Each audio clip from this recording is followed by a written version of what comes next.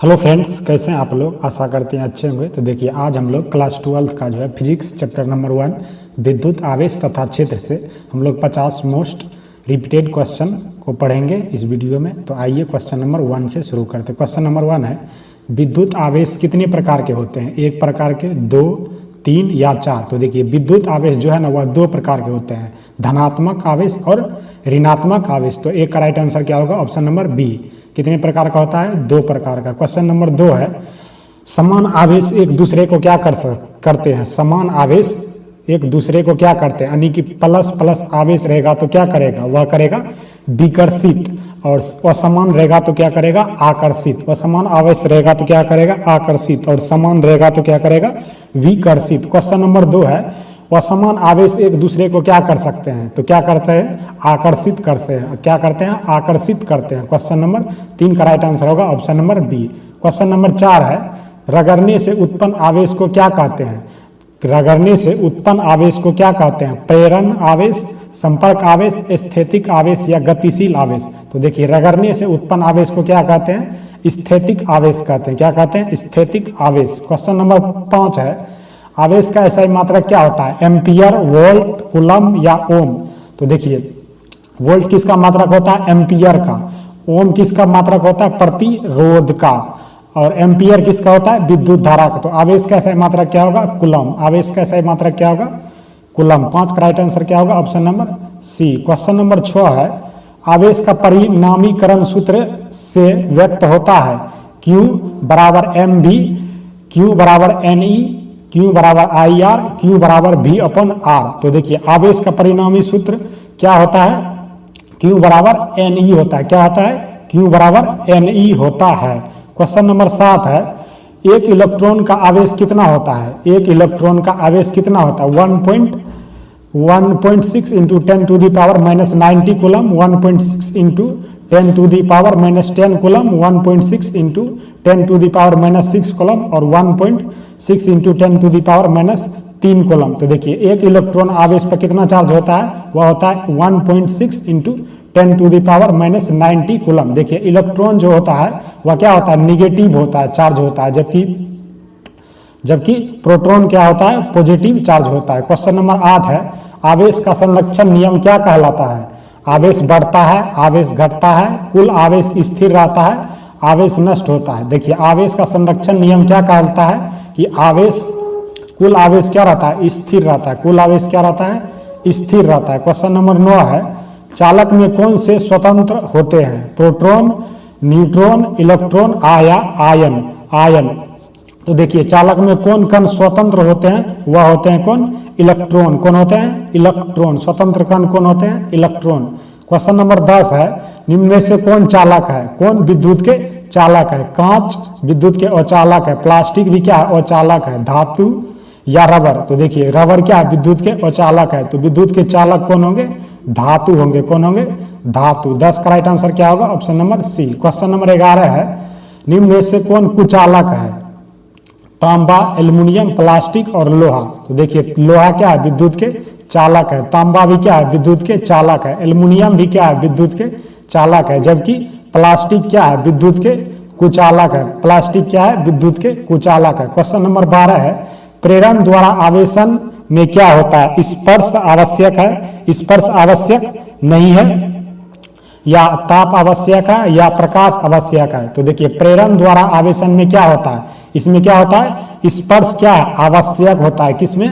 स्पर्श क्या होता है? आवश्यक होता है। क्वेश्चन नंबर 13 है, संपर्क द्वारा आवेशन में क्या होता है? दूरी से आवेश, स्पर्श द्वारा आवेश, बिना संपर्क या प्रकाश से, या बिना प्रकाश से। तो देखिए, संपर्क द्वारा आवेश में क्या होता है? स्पर्श द्वारा क्या होता है? आवेश होता है। स्पर्श द्वारा आवेश। क्वेश्चन नंबर 14 है, इलेक्ट्रोस्कोप का उपयोग किसके लिए होता है? ताप मापने के लिए, आवेश ज्ञात करने के लिए, दाब मापने के लिए या वेग मापने के लिए।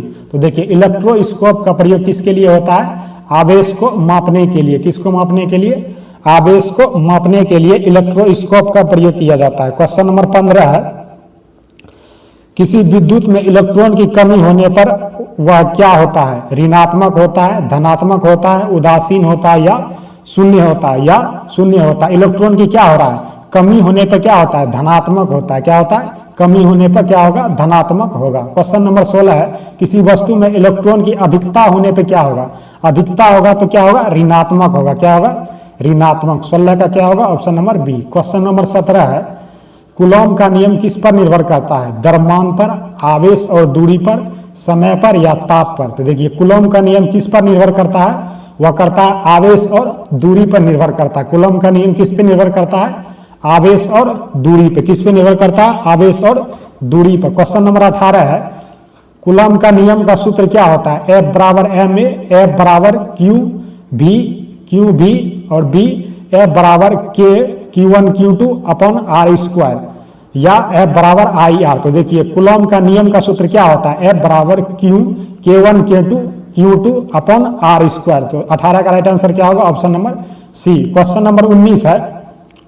आवेश का वितरण किसमें अधिक होता है, केंद्र में, सतह में या अंदर में या समान होता है। तो देखिए आवेश का वितरण किस में अधिक होता है, वह होता है किस पे होता है, सतह पर क्या होता है, अधिक होता है। किस पे होता है, सतह पर क्या होता है, अधिक होता है। क्वेश्चन नंबर 20 है, स्थिर विद्युत आवेश क्या कहते हैं, स्थिर विद्युत आवेश क्या कहते हैं, धारा, स्थैतिक आवेश, प्रेरण या विद्युत या विभव।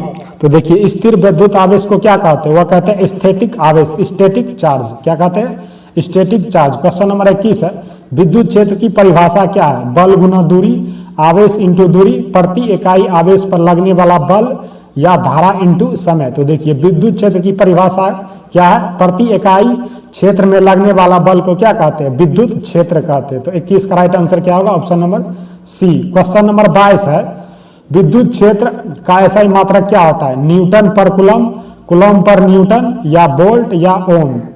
तो देखिए विद्युत क्षेत्र का एसआई मात्रक क्या होता है, न्यूटन पर कूलम। क्या होता है, न्यूटन पर कूलम। तो 22 का राइट आंसर क्या होगा, option number A. Question number 23 है, किसी विद्युत आवेश Q1 के कारण दूरी r पर विद्युत क्षेत्र का सूत्र क्या होगा, E बराबर KQ अपन R, E बराबर KQ upon R square, E बराबर KR अपन Q, E बराबर Q अपन R स्क्वायर। तो देखिए विद्युत, किसी विद्युत आवेश में Q कारण R दूरी पर विद्युत क्षेत्र का सूत्र क्या होगा, वह होगा E बराबर KQ upon R square, E बराबर KQ अपन R स्क्वायर। तो 23 का राइट आंसर क्या होगा, option number B. Question number 24 है, यदि दूरी को दोगुनी कर दिया जाए तो विद्युत क्षेत्र का मान क्या होगा, दोगुना होगा, आधा होगा, 1/4 होगा या 4 गुना होगा। यदि देखिए दूरी को दोगुना कर दिया जाएगा तो विद्युत क्षेत्र का मान क्या हो जाएगा, 1/4 हो जाएगा। क्या होगा, 1/4 हो जाएगा। क्वेश्चन नंबर 25 है, अध्यारोपण सिद्धांत के अनुसार कुल विद्युत क्षेत्र क्या होता है, सभी आवेश का गुणनफल होता है या क्षेत्रों का सदिश योग होता है, सभी क्षेत्रों का अंतर होता है या सभी क्षेत्रों का अंतर होता है या केवल एक आवेश का क्षेत्र होता है, या केवल एक आवेश का क्षेत्र होता है। तो क्या होता है, सभी क्षेत्रों का सदिश गुणन होता है। क्या होता है, सभी क्षेत्रों का सदिश गुणन होता है, सभी क्षेत्रों का सदिश गुणन होता है। क्वेश्चन नंबर 26 है, विद्युत फ्लक्स का एसआई मात्रक क्या होता है, न्यूटन कूलम, न्यूटन पर कूलम या newton metre square per coulomb या वोल्ट या कूलम।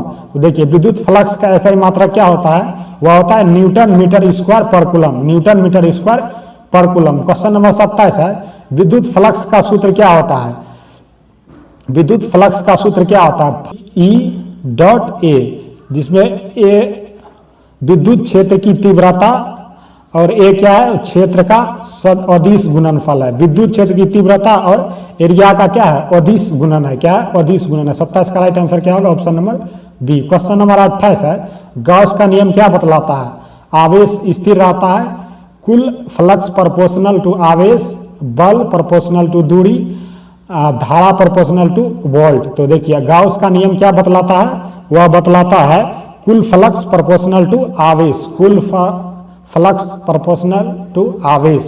क्वेश्चन नंबर 29 है, गॉस नियम का गणितीय रूप क्या है,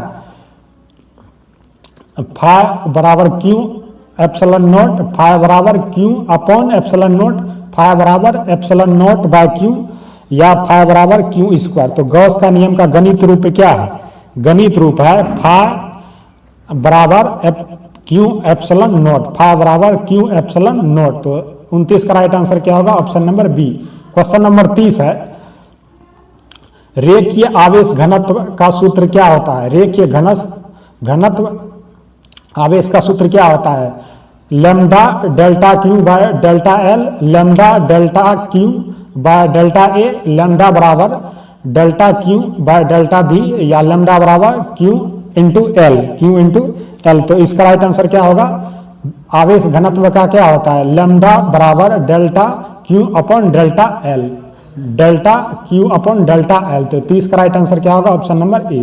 क्वेश्चन नंबर 31 है, आयतन आवेश घनत्व का सूत्र क्या होता है? P बराबर delta Q upon delta A, P बराबर delta Q upon delta L, P बराबर डेल्टा क्यू अपॉन डेल्टा भी, P बराबर क्यू इंटू भी। तो आयतन आवेश घनत्व का सूत्र क्या होता है? आयतन आवेश घनत्व का सूत्र क्या होता है? डेल्टा क्यू डेल्टा भी, डेल्टा क्यू, P बराबर डेल्टा क्यू बाय डेल्टा भी। क्वेश्चन नंबर 32 है, अनंत लंबाई के सीधे रेखीय आवेश के कारण विद्युत क्षेत्र का सूत्र क्या होता है? विद्युत क्षेत्र का सूत्र क्या होता है? तो विद्युत क्षेत्र का सूत्र होता है E बराबर lambda by 2 pi epsilon not R। क्या होता है? E बराबर lambda by 2 pi epsilon not R। Question number 33 है, समान रूप से आवेशित अनंत समतल चादर के कारण विद्युत क्षेत्र क्या होता है? वह होता है सिग्मा बाय 2 एप्सिलॉन नॉट। क्या होता है? Sigma bye 2 epsilon not. Question number 34 है, एक समान आवेशित पतली गोलकीय खोल के लिए अंदर विद्युत क्षेत्र क्या होता है? अधिकतम होता है, शून्य होता है, या स्थिर होता है, या अनंत होता है? क्या होता है? अनंत होता है। तो वह क्या होता है? वह शून्य होता है। क्या होता है? शून्य होता है। क्वेश्चन नंबर 35 है, गॉस नियम किस पर निर्भर करता है? केवल आवेश पर, सतह के आकार पर, या माध्यम पर, या दूरी पर? तो गॉस का नियम किस पे आधारित होता है? केवल आवेश पर। किस पर आवेश निर्भर करता है? केवल आवेश पर। क्वेश्चन नंबर 36 है, विद्युत क्षेत्र की रेखाएं के बारे में कौन सा कथन सही है? वे आपस में काटती नहीं है, काटती है, नहीं काटती है। वे बंद वक्र बनाती है, नहीं। या वे स्थिर होती है, नहीं। तो विद्युत क्षेत्र रेखाओं के बारे में कौन सा कथन सही है? वे धन आवेश से निकलकर ऋण आवेश पर क्या होती है? समाप्त होती है। तो 36 का राइट आंसर क्या होगा? Option number C. Question number 37 है, यदि किसी बंद पृष्ठ से कुल फ्लक्स शून्य है तो अंदर आवेश नहीं है, अंदर आवेश हो भी सकता है। क्षेत्र शून्य है, आवेश अनंत है, या क्या है? आवेश अनंत है। तो अंदर क्या होगा? अंदर आवेश हो भी सकता है। क्वेश्चन नंबर 38 है, गॉस पृष्ठ चुनने का उद्देश्य क्या है? गणना कठिन करना, विद्युत क्षेत्र निकालना आसान करना, या आवेश बढ़ाना, या बल बढ़ाना? तो गॉस पृष्ठ का चुनने का उद्देश्य क्या है? विद्युत क्षेत्र निकालना आसान करना। विद्युत क्षेत्र निकालना क्या करना? आसान करना। क्वेश्चन नंबर 39 है, विद्युत क्षेत्र का SI मात्रक क्या है? Newton metre square per coulomb, या न्यूटन पर कूलम, जूल, या वोल्ट? तो देखिए, विद्युत क्षेत्र का SI मात्रक क्या होता है? Newton metre square by coulomb, newton metre square upon coulomb. Question number 40 है, गॉस नियम के अनुसार कुल फ्लक्स का मान क्या होता है?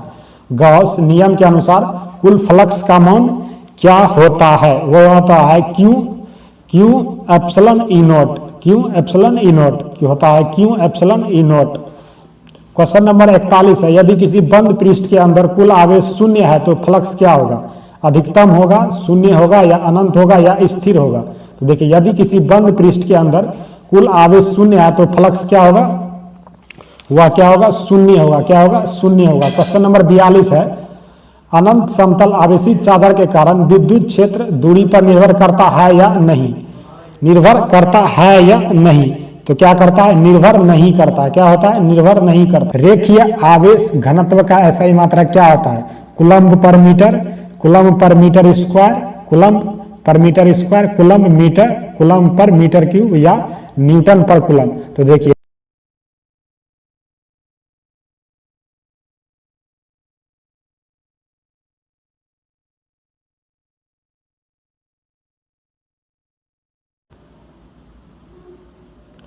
क्वेश्चन नंबर 42 है, अनंत समतल आवेशित चादर के कारण विद्युत क्षेत्र दूरी पर निर्भर करता है या नहीं? निर्भर करता है, निर्भर नहीं करता है, वर्ग पर निर्भर करता है, या घन पर निर्भर करता है? तो क्या होता है? निर्भर नहीं करता है। क्या होता है? निर्भर नहीं करता है। क्वेश्चन नंबर 43 है, रेखीय आवेश घनत्व का इकाई क्या होता है? कूलम पर मीटर, कूलम पर मीटर स्क्वायर, कूलम पर मीटर क्यूब या न्यूटन पर कूलम? तो देखिए रेखीय आवेश घनत्व का ऐसा ही मात्रा क्या होता है? कूलम पर मीटर। क्या होता है? कूलम पर मीटर।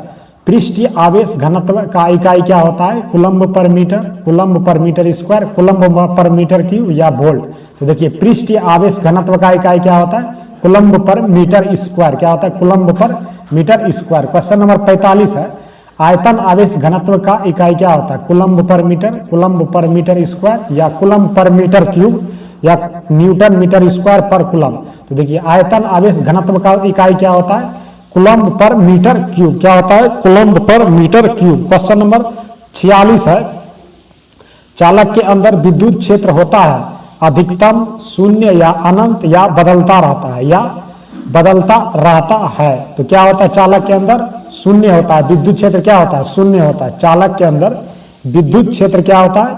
शून्य होता है। क्वेश्चन नंबर 47 है, चालक की सतह पर विद्युत क्षेत्र की दिशा क्या होता है? सतह के समांतर होता है या सतह के लंबवत होता है या किसी भी दिशा में होता है या शून्य होता है? तो देखिए चालक की सतह पर विद्युत क्षेत्र की दिशा क्या होता है? सतह के लंबवत होता है। क्या होता है? सतह के लंबवत होता है। क्वेश्चन नंबर 48 है, विद्युत फ्लक्स का ऐसा ही मात्रा क्या होता है? न्यूटन पर coulomb, newton metre square per coulomb या जूल या वोल्ट मीटर? तो देखिए विद्युत फ्लक्स का ऐसा ही मात्रा क्या होता है? Newton metre square per coulomb. क्या होता है? Newton metre square per coulomb. Question number 49 है, यदि गोलीय खोल के अंदर कोई आवेश नहीं है तो अंदर विद्युत क्षेत्र क्या होगा? अंदर विद्युत क्षेत्र क्या होगा? अधिकतम होगा, शून्य होगा, स्थिर होगा या दूरी पर निर्भर करेगा? तो क्या होगा? शून्य होगा। क्या होगा? शून्य होगा। क्वेश्चन नंबर 50 है, गॉस नियम किस नियम पर आधारित है? ऊर्जा संरक्षण, आवेश संरक्षण, गति नियम या ऊष्मा गतिकी या ऊष्मा गतिकी? तो गॉस नियम किस पर आधारित है? आवेश के संरक्षण पे। किस पे आधारित है? आवेश के संरक्षण पे। तो आप लोग बताइएगा 50 में आप लोग का कितना प्रश्न सही है। वीडियो अच्छा लगा हो तो लाइक करें। धन्यवाद।